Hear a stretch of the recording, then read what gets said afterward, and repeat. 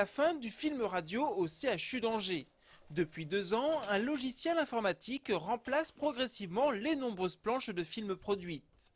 L'époque où il fallait parcourir des kilomètres d'un bout à l'autre de l'hôpital pour récupérer les films d'un examen est amenée à disparaître.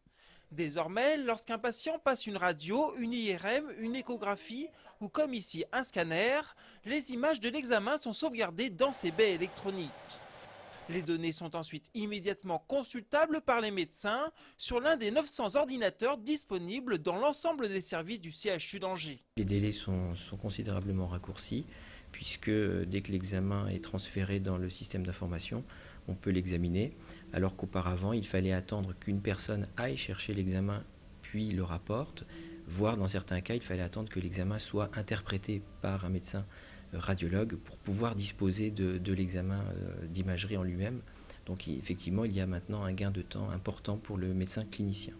En plus du gain de temps, les radiologues peuvent désormais mettre à disposition des cliniciens les nombreuses images que les systèmes d'imagerie de pointe produisent. Pour couvrir l'ensemble d'une région dans un sujet, il nous faut jusqu'à 1000-2000 coupes.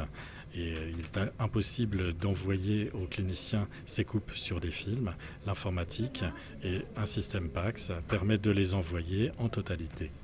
Autre avantage du logiciel, avec un simple clic de souris, on peut retrouver toutes les images des examens antérieurs d'un patient et ainsi visualiser l'évolution d'une pathologie.